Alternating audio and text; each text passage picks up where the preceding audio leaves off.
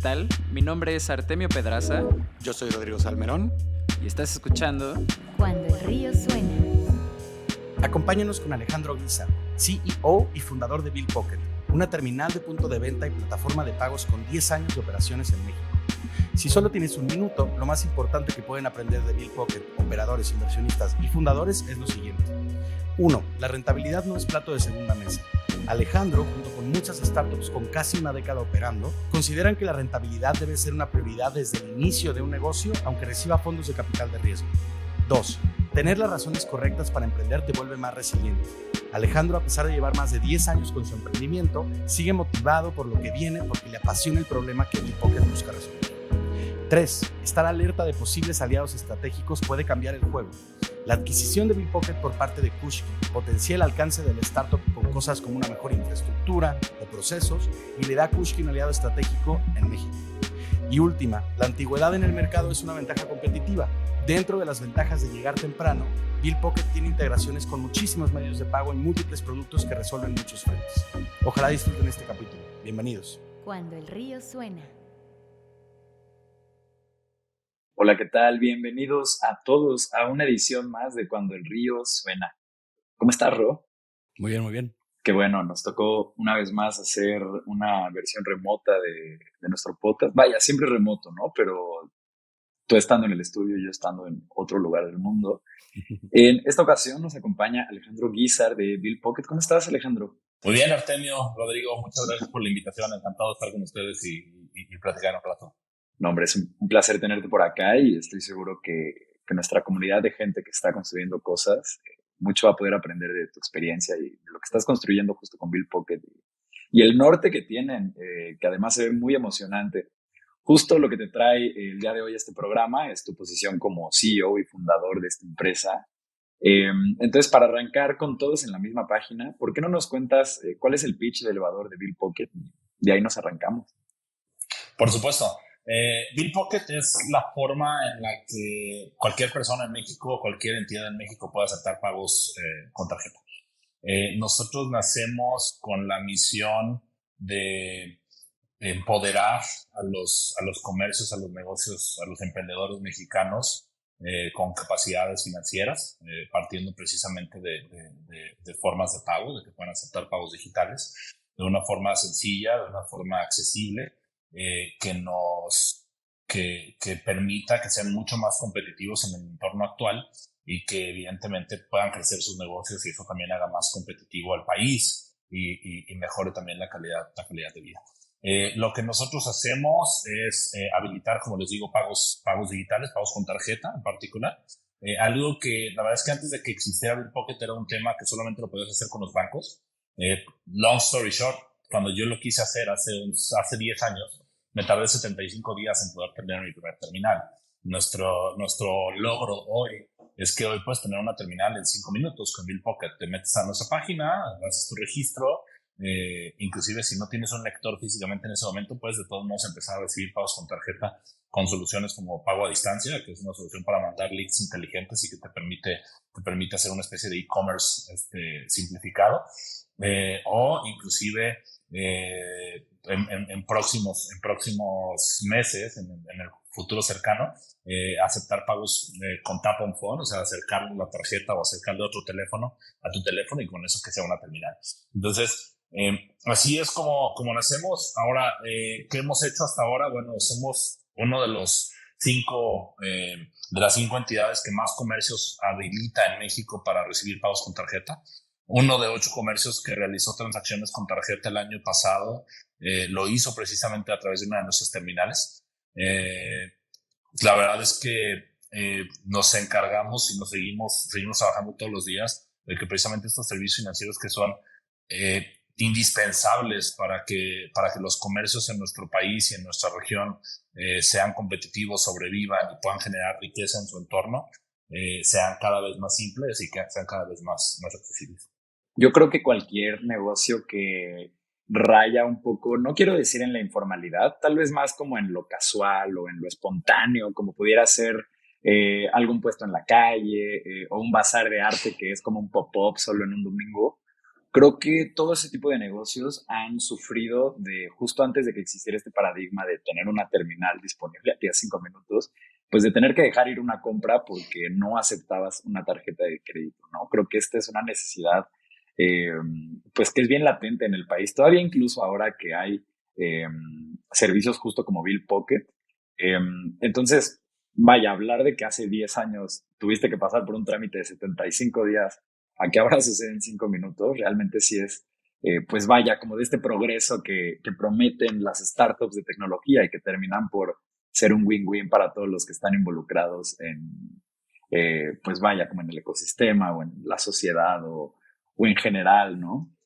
Eh, vale, pues vaya, justo planteando esto, nos damos cuenta que hoy es una industria como súper competida, ¿no? Tenemos como varios jugadores en esta cancha y nos preguntábamos qué es lo que está haciendo Bill Pocket para destacar de estos competidores que pues tal vez hace 10 años esta no era una oportunidad tan obvia, pero hoy parece que pues vaya, ¿no? Hay muchos jugadores entrando, me imagino que los que están ahorita no serán los únicos que estarán ofreciendo soluciones para este tipo de problemas.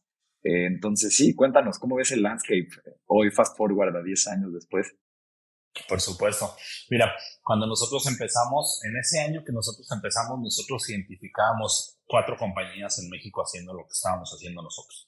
Unos ya tenían como unos 10 años intentando otros modelos y tratando de llegar a un modelo que fuera muy accesible y no lo lograban. Wow. Otros llevaban algunas semanas antes de que nosotros lanzáramos nuestra solución, y otros lanzaron inclusive un poquito después que nosotros, ¿no? Nosotros arrancamos y Bill Pocket realmente nace para el público en abril de 2013. Hasta final de 2013 ubicamos 4 empresas que hacían esto. Al final de 2021, la Asociación de Agregadores de Medios de Pago de México, que precisamente somos socios fundadores, la empezamos en 2015, tiene cerca de 64 miembros. Mi expectativa es que en el futuro cercano, de aquí a unos 3 años, 5 años, va a haber unos cuantos cientos de estas empresas precisamente en México. ¿Y a dónde quiero llevar esto? La simplicidad alrededor del tema de pagos se entiende de formas muy distintas dependiendo qué tanto conoces el tema de pagos, ¿no? O sea, yo ahorita lo que les puedo decir es que la forma más obvia que nosotros ponemos en el mercado es: no tienes que ir por esta terminal vieja que tienes que firmar contratos y tienes que pagar una renta y tienes que tener una cuenta y tienes que tener en la cuenta de cheques un salario mínimo. Y entonces, ya que tenías todo eso y pasabas un comité de aprobación y demás, te decían, ok, en unas semanas tenemos su terminal, ¿no? Esa era la historia vieja y ahí estaba como una parte del proceso, ¿no? En nuestro caso, por ejemplo, para que un comercio tenga el nivel el rango de aceptación que tiene con nosotros, tendría que ir con 12 diferentes instituciones a firmar 12 diferentes contratos para tener toda la oferta de valor que le entregamos nosotros a esos comercios. Pero también viene otra parte donde también hay una diferencia bien importante y seguramente les ha pasado más de alguna vez a ustedes. Las terminales estas, digamos, voy a decir las legacy, o sea, las terminales antes de Bill Pocket, se les acaba la batería, se desconectan del internet, se resetean, no detectan la tarjeta. Es una fiesta, ¿no? Lidiar con un hardware, porque además, si entendemos toda la historia del tema de pagos, pues es un hardware súper especializado que solo sirve para aceptar pagos con tarjeta. Y ahí también es otra complejidad que se vino resolviendo. Hoy nosotros con Bill Pocket, realmente nuestros terminales, el Bill Pocket Nano, que es nuestro producto más vendido, que se conecta directamente a un teléfono inteligente, es un dispositivo que hasta cierto punto es tonto. Es seguro, pero es tonto.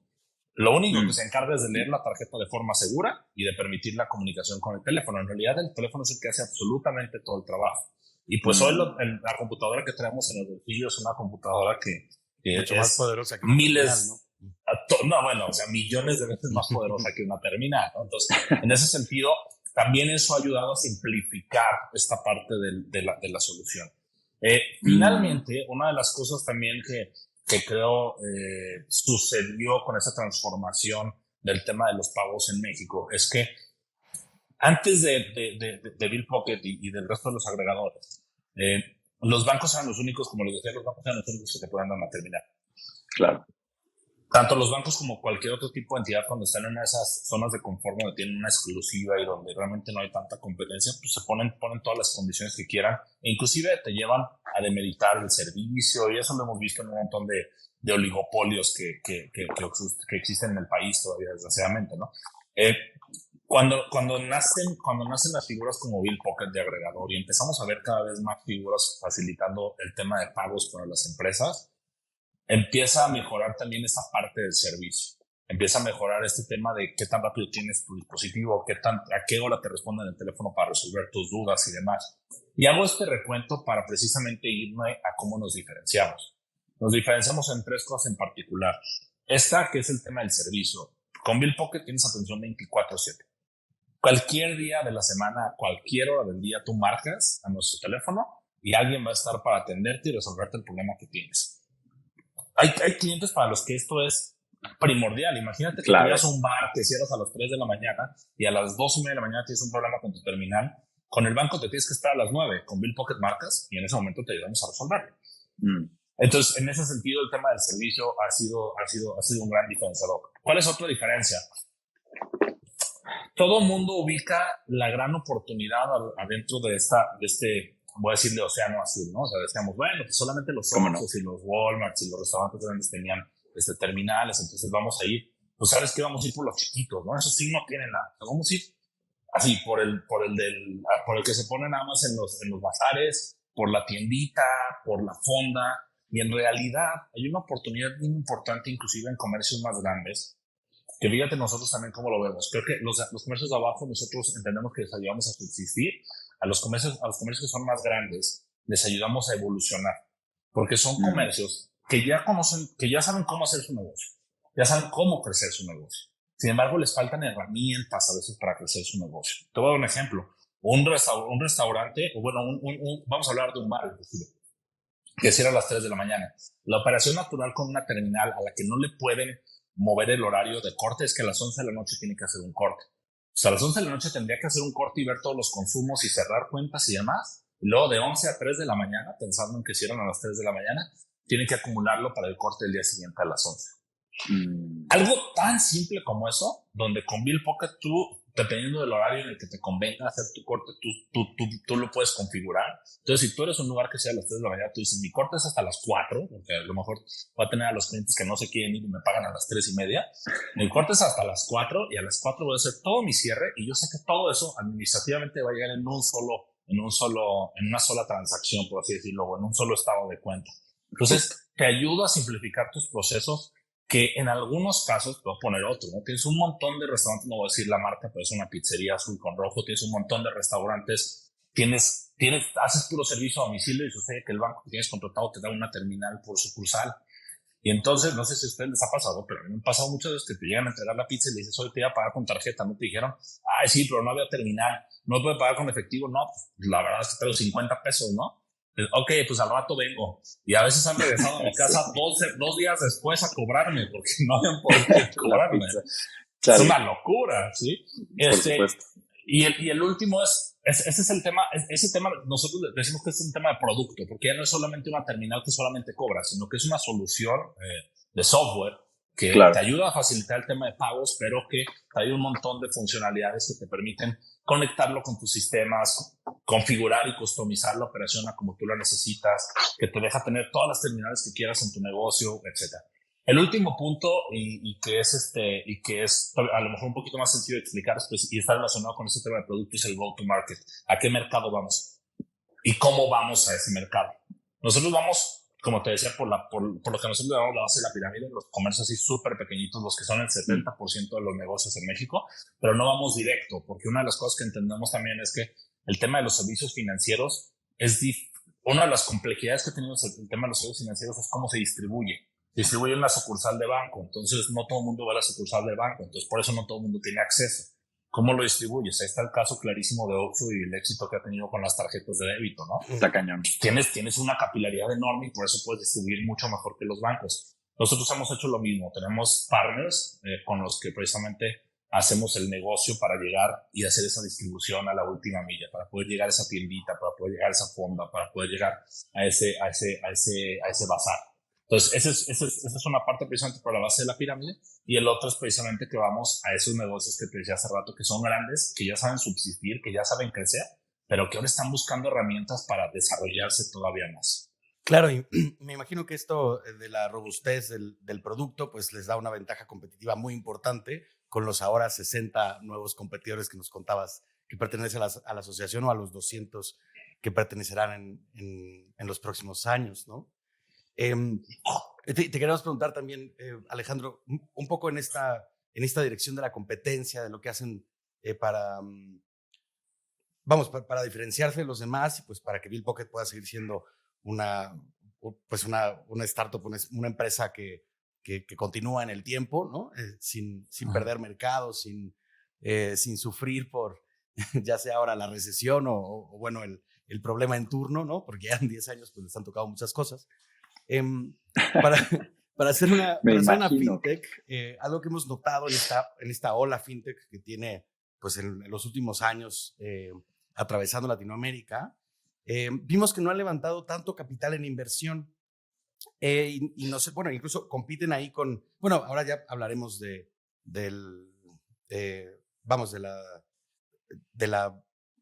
cambio organizacional, ¿no? que están teniendo ahorita en Bill Pocket, pero dejando un poco eso de lado, normalmente cuando nosotros vemos este tipo de comportamiento, digamos, en una fintech, se debe a cierta rentabilidad propia de la empresa, y entonces no necesita tanta inyección de capital, y cuando lo piden ya es un tema más de expansión. ¿Estábamos bien pensando en eso? O cuéntanos un poco, o sea, ¿por qué siendo, digamos, una fintech, aunque tengan ya ciertos años, por qué este tema como de levantamiento más limitado?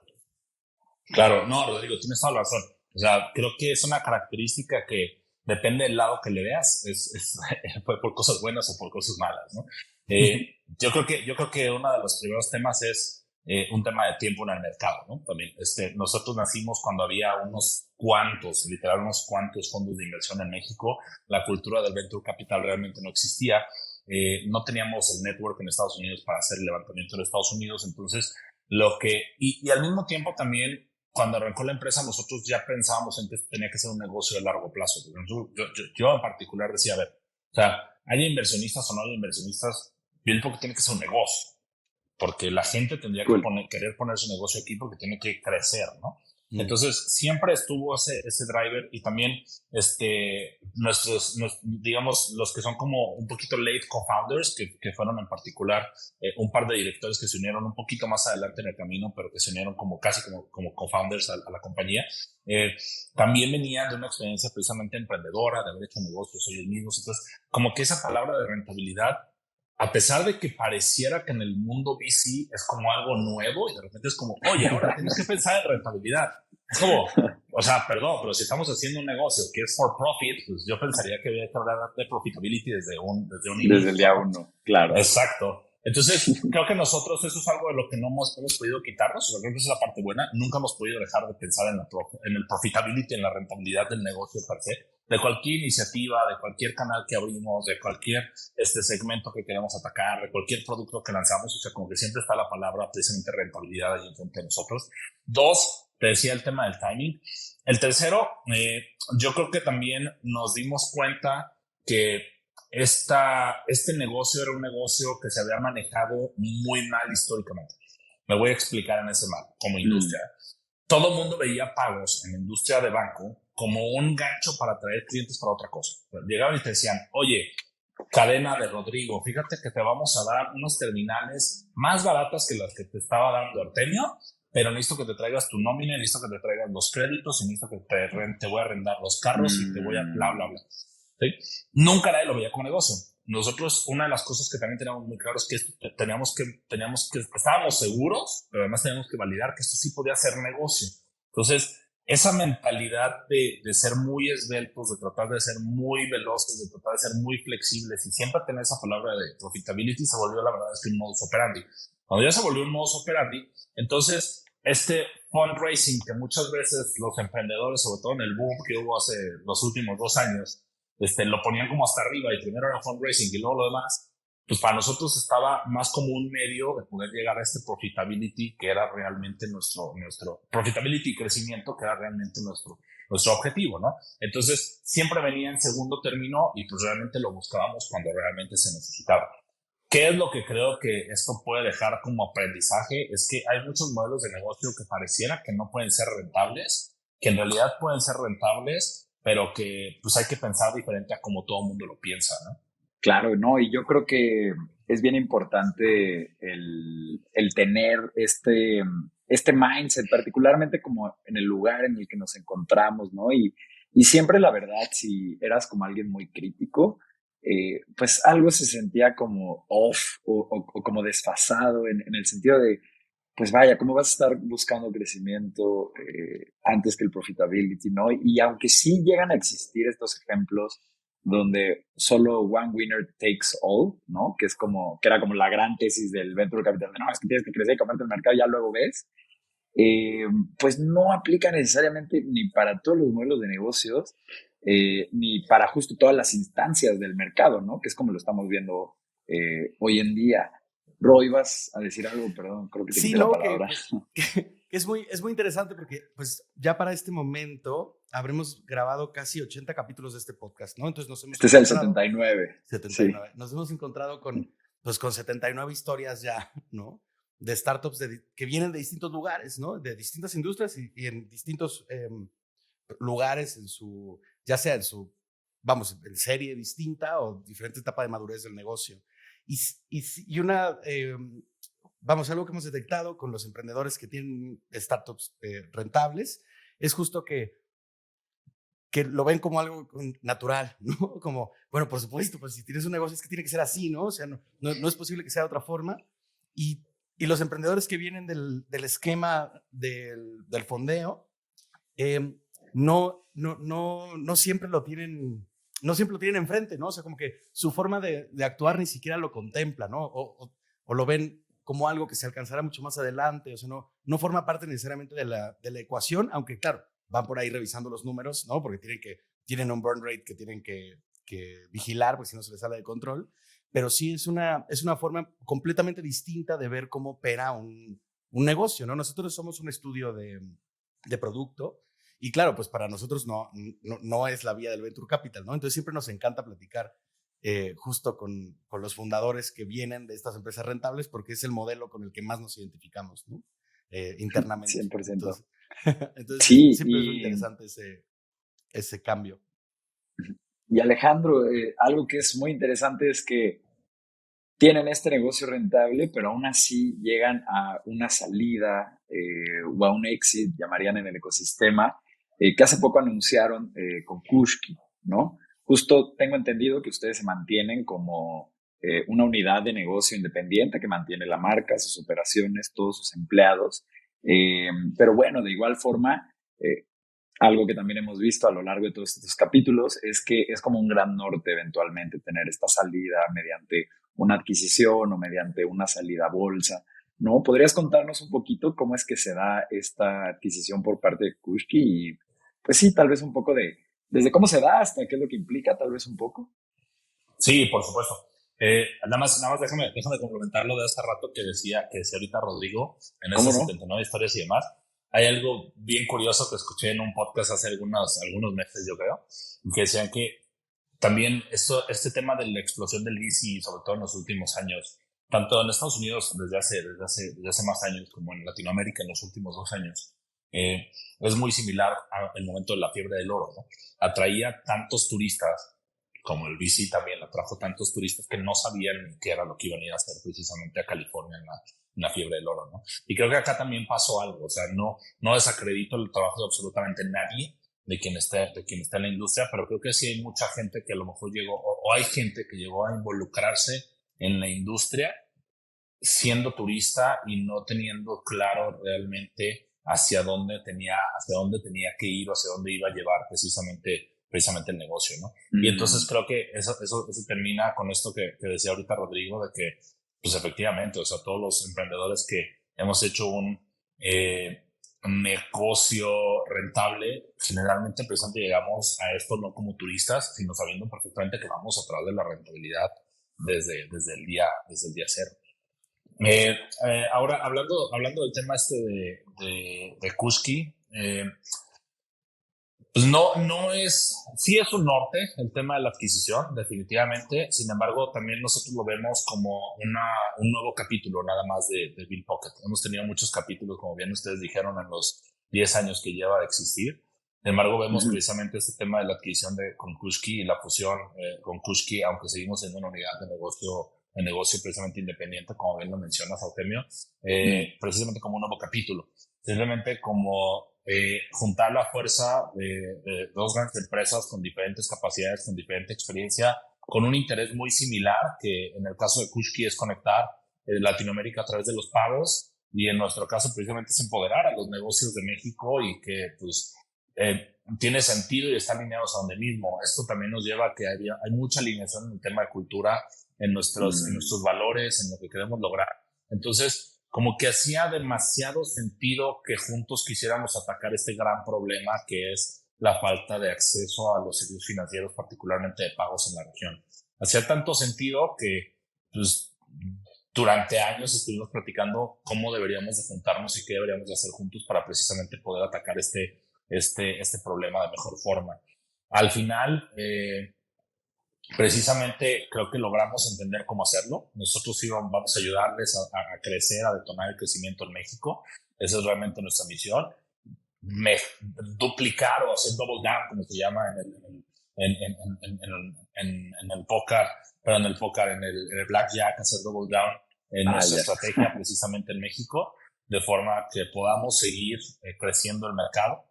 Y mientras utilizamos precisamente las habilidades que el equipo de Kushki ha creado durante los últimos años. Ese es realmente el objetivo. ¿Qué implica? Implica que vamos a tener mejores prácticas de las que ellos han creado en la región. Implica que vamos a tener acceso a una mejor infraestructura, porque vamos a utilizar la infraestructura que Kushki también lleva construyendo desde hace años. Implica que esperamos que nuestro crecimiento se acelere en el corto plazo y que podamos empoderar, como les decía, a más negocios en nuestro país, y al mismo tiempo que precisamente podamos conectar más países en Latinoamérica a través de la infraestructura que construye Kushki a través de los pagos. Fantástico. Me imagino que deben ser momentos muy, muy emocionantes y con la mirada muy optimista hacia el norte, este tipo de alianzas, pues justo. Creo que son varias señales las que arrojan, ¿no? Por un lado, el saber que la dirección es la correcta, ¿no? Y que incluso se pueden encontrar socios con quien caminar de la mano en este camino, que luego puede ser uno muy solitario, el de emprender y el de tener como estas visiones tan ambiciosas que tienen los negocios que escalan con internet o con software. Y de igual forma, pues vaya, todo lo que mencionas, ¿no? Como este crecimiento acelerado, el tener más recursos, creo que es algo verdaderamente emocionante. Felicidades por eso, Alejandro. Estamos llegando a lo que es la mitad de este programa. Le recuerdo a toda la gente que nos está escuchando que en cuandoelriosuena.com ustedes pueden suscribirse a la newsletter de este programa para recibir una notificación, para recibir un correo cada que saquemos un capítulo nuevo todos los lunes de manera religiosa. Les recuerdo que pueden encontrarnos en todas las redes sociales como acueducto.studio, particularmente en Instagram, TikTok y LinkedIn. Regresamos. Estás escuchando Cuando el río suena, un podcast de conversaciones con agentes expertos y emprendedores del mundo digital. Tus anfitriones son Rodrigo Salmerón y Artemio Pedraza, fundadores del estudio de estrategias e interfaces digitales Acueducto. Para más información, visita cuandoelriosuena.com. Si encuentras valioso este podcast, por favor ayúdanos a compartirlo con un amigo o síguenos en Spotify o iTunes. Muchas gracias. Regresamos con Rodrigo y Artemio.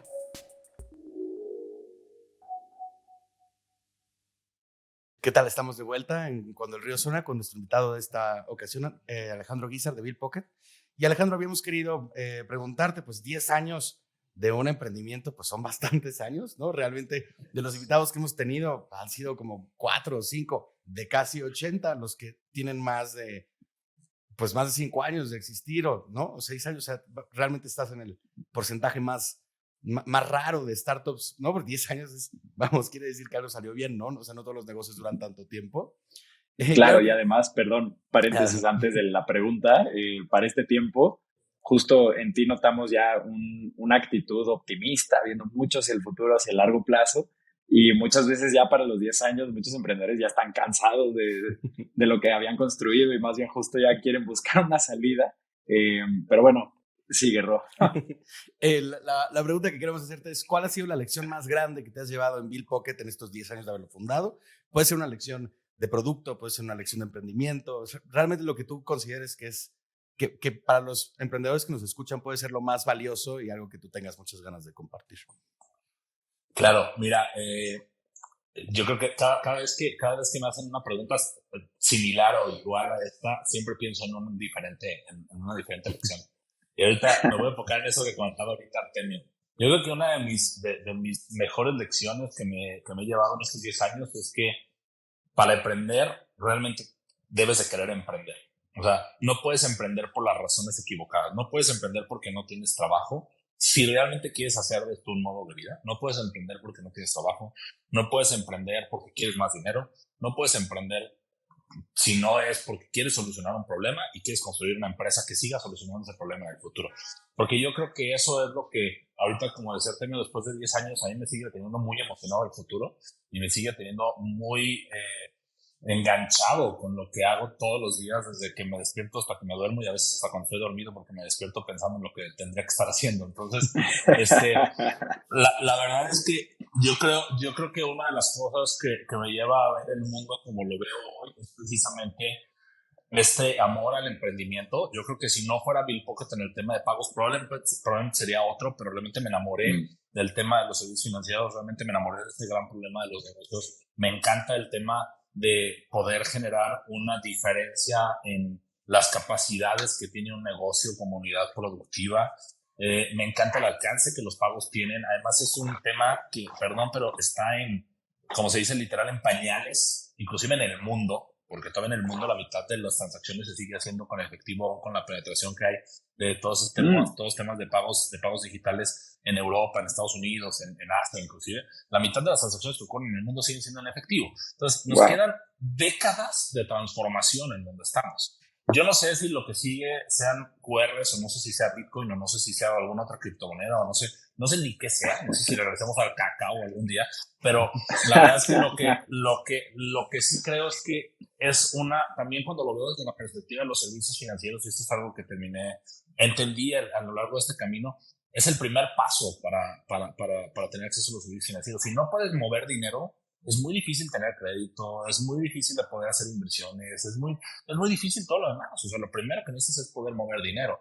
Entonces, regresándome, y así como me escuchan precisamente optimista, la verdad es que el problema sigue siendo un problema vigente en nuestro país, en nuestra región, y para mí sigue siendo un problema muy relevante. Cada vez que lo entiendo más, me doy cuenta de que conozco menos de lo que hay alrededor de esto, pero también al mismo tiempo ese conocer menos me va abriendo los ojos a saber que hay una gran oportunidad hacia adelante y que si logramos cambiar un pedacito de esa realidad para los comercios que hay en nuestra región y que hoy no tienen acceso a estos servicios financieros que les pueden permitir crecer, subsistir y seguir generando riqueza, creo que con eso va a ser suficiente para sentirme satisfecho de haber dedicado no 10 años, sino décadas en este tema, ¿no? Entonces, creo que también va por ahí, o sea, la satisfacción de ir sorteando problemas, porque efectivamente en 10 años nos ha pasado de todo, y hay días en que precisamente te preguntas por qué emprendiste. si esos días son los menos, no sé si les gusta jugar golf, pero cuando juegas golf, pues juegas 18 hoyos, pero con que le pegues bien a uno en los 18, con eso tienes ganas de volver a jugar al día siguiente, ¿no? O a la semana siguiente. Creo que aquí pasa algo similar. O sea, inclusive el otro día escuchaba a una emprendedora bastante importante en México y que decía, te perdona tanto el oficio de ser emprendedor, porque te puedes equivocar muchas veces, muchas. Sí. Pero si haces bien unas, 2, 3, 4, 5 veces, con eso tienes, o sea, con eso tienes para que precisamente veas resultados. Entonces, también la verdad es que es una labor, es un oficio relativamente muy noble el tema de emprender, ¿no? Pero lo tienes que hacer por las razones correctas. 100%, ¿no? Y además, esto que mencionas de que apenas está en pañales esta como industria o este océano azul, como lo mencionabas hace un rato, es muy real. Justo hace unos días salí con mi madre, fuimos a Atlixco, Puebla, me parece. Vaya, fuimos ahí a una excursión con sus amigos que les gusta viajar por el país. Y bueno, era un lugar repleto de comercios informales, ¿no? Y eran vendiendo una cantidad inmensa de cosas, que si crepas, que si lucecitas, que si globos para los niños. Toda una onda muy familiar, ¿no?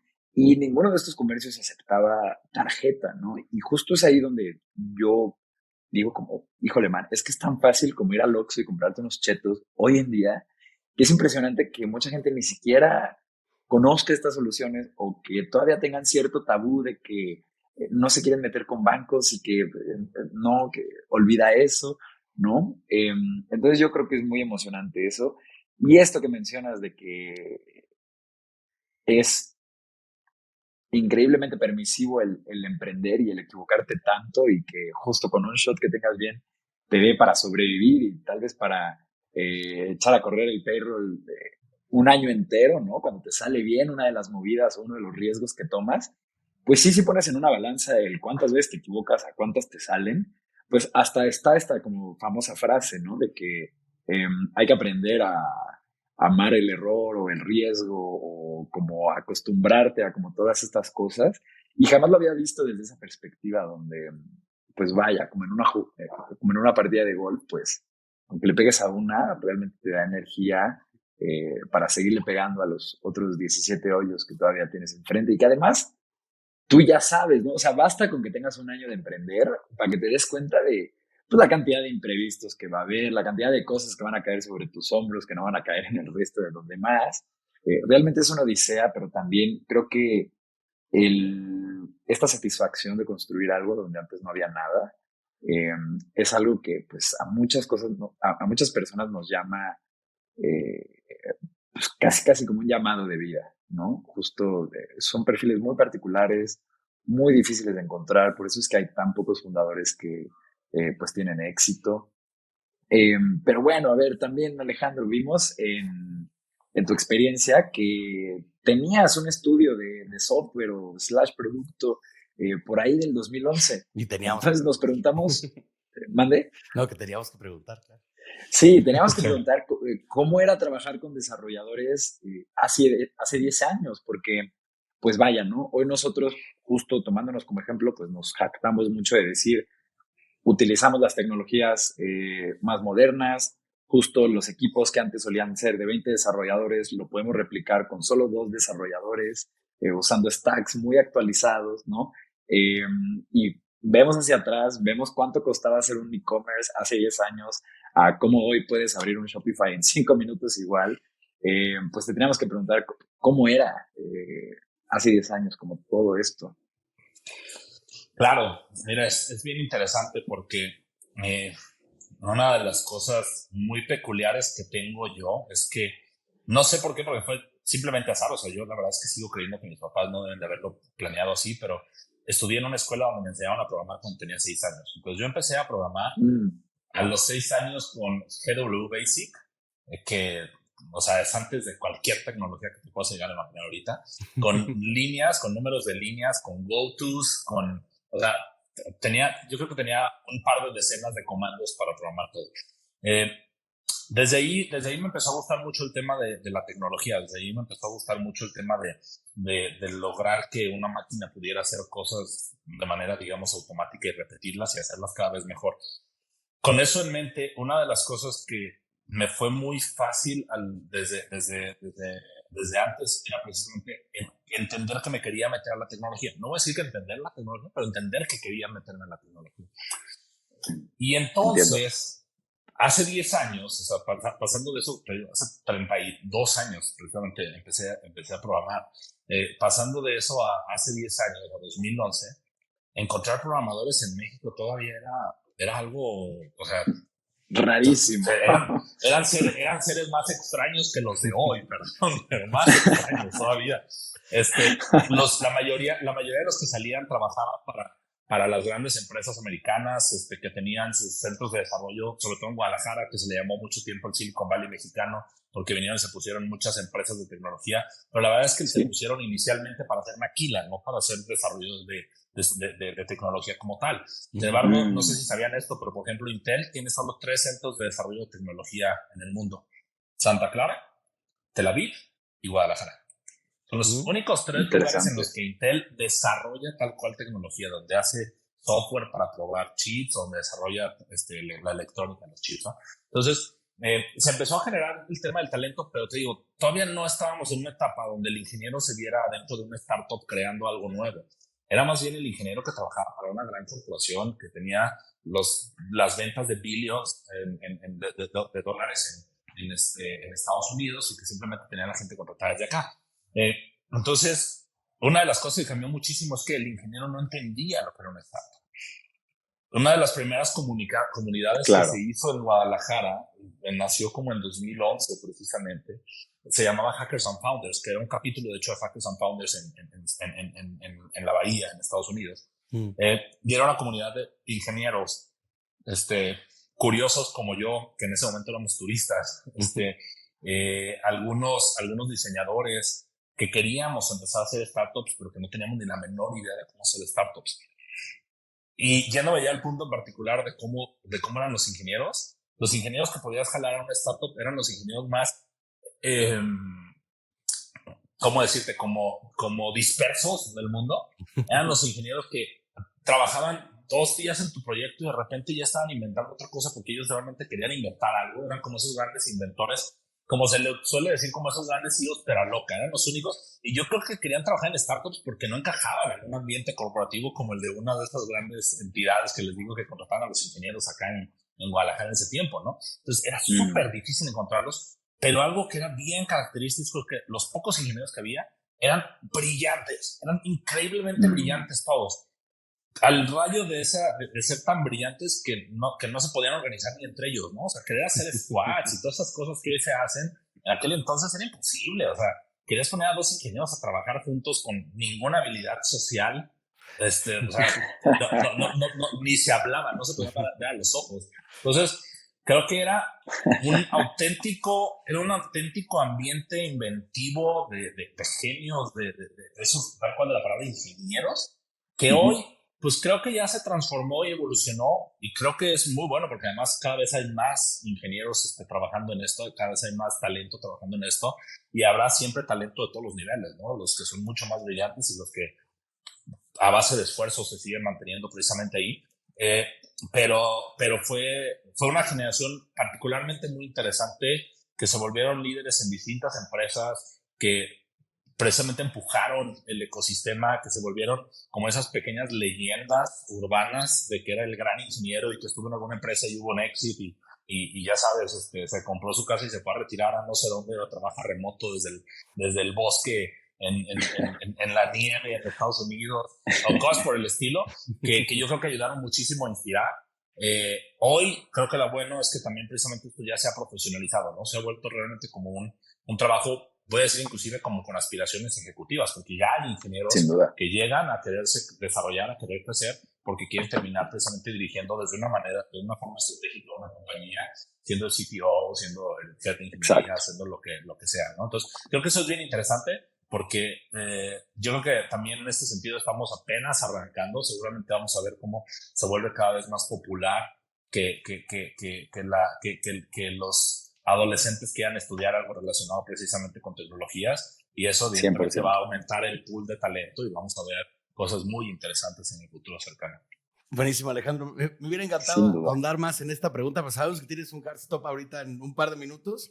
Y sí queremos hacerte la última porque puedes contestarnos brevemente y de todas formas sacar esa última pieza de valor de ahí. Ante los retos que enfrenta Bill Pocket y tú como su CEO en los próximos años, ¿qué te quita el sueño?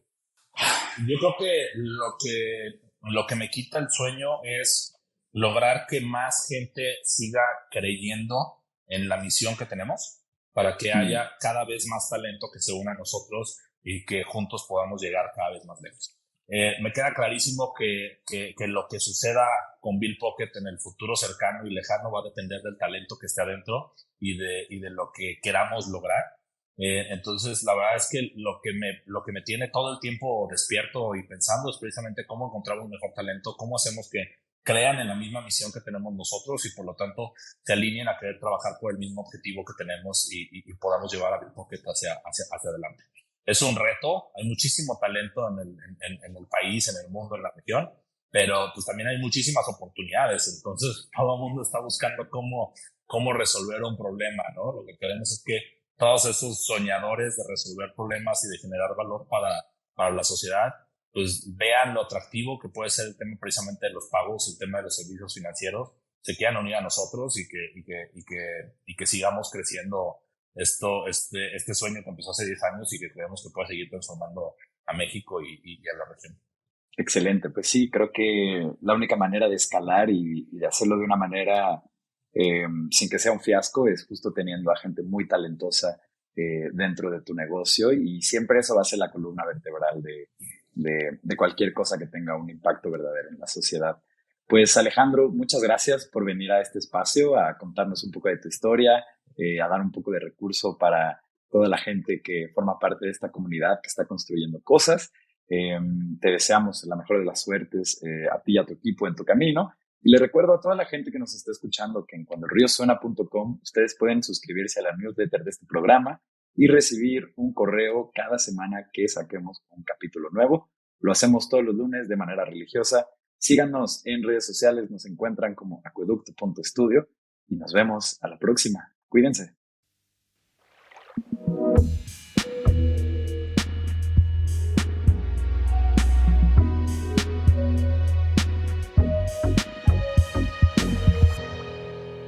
Cuando el río suena.